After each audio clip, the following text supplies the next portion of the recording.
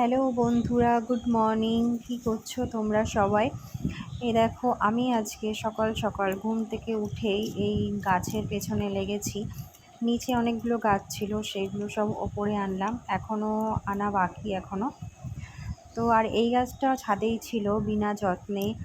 তো এই গাছটা আমি লাগিয়েছিলাম, এটা ড্রাগন ফ্রুট গাছ।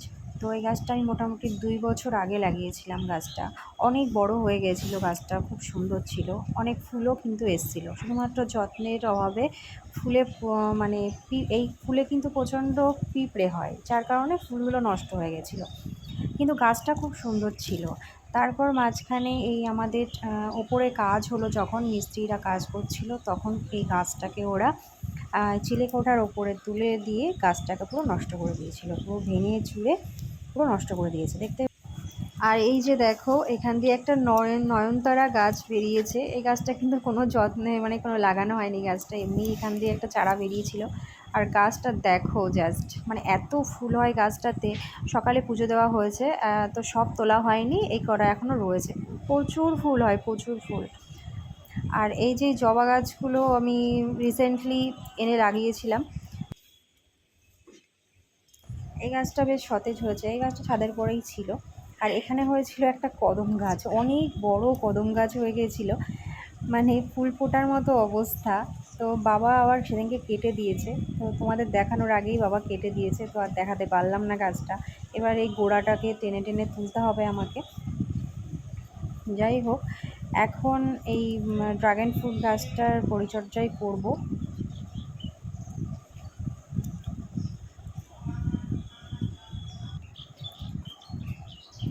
আর এই যে এখন এই ডালগুলো যেগুলো নষ্ট হয়ে গেছে, যে ডালগুলো, সেগুলোকে আমি কেটে ফেলছি।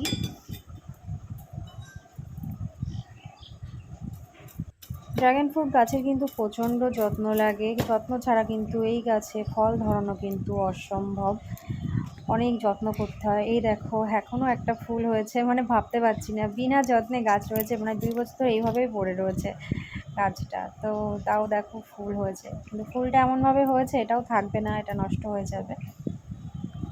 কিন্তু খুব ভালো লাগে যখন ফুলগুলো আসে, সত্যি মনে খুব আনন্দ হয়। গাছটা কত ছোট এনেছিলাম, এক হাত, তো এক বিদ্যা যেরকম হয় ছোট, তো সেরকমই গাছটা এনেছিলাম। এখন এইটা তো কেবল হাফ রয়েছে, সবই কেটে দিয়েছি। অনেক অনেক বড় হয়েছিল গাছটা।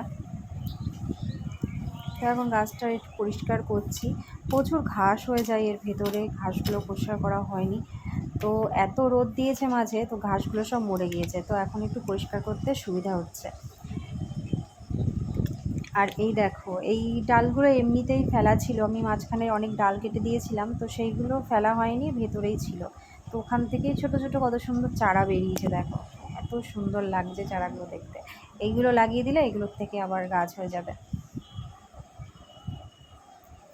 তো এইগুলোই আমি আবার লাগিয়ে দেব।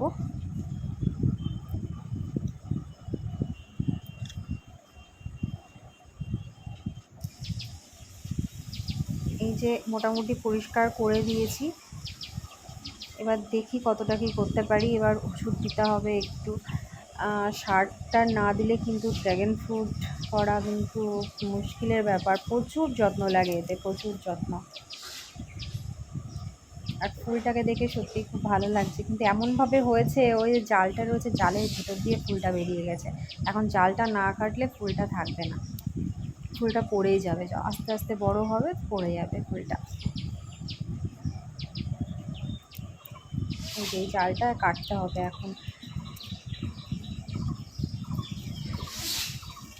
আর এই যে এখান থেকে কদম গাছের গোড়াটাও তুলে ফেলেছি, মাটিটা ভিজিয়ে নরম করে গোড়াটা দিয়ে ফেলেছি এখন।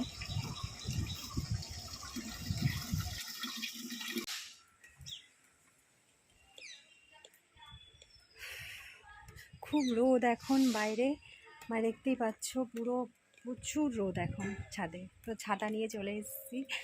তো এখন কি করব, গাছগুলো তো না ঠিক করে এখন যেতে পারছি না, যখন হাত দিয়েছি। এখনও অনেক কাজ বাকি আছে, তো ওগুলো পরে করব, এখন আর পাচ্ছি না, প্রচণ্ড রোদ বেরিয়ে গেছে। ছাতা নিয়ে আমি এখন গাছ লাগাতে এসেছি। যাই হোক, এখন নিচের থেকে অনেক গাছ আনা বাকি। তো চলো, ভিডিওটা এখানেই শেষ করছি। টাটা।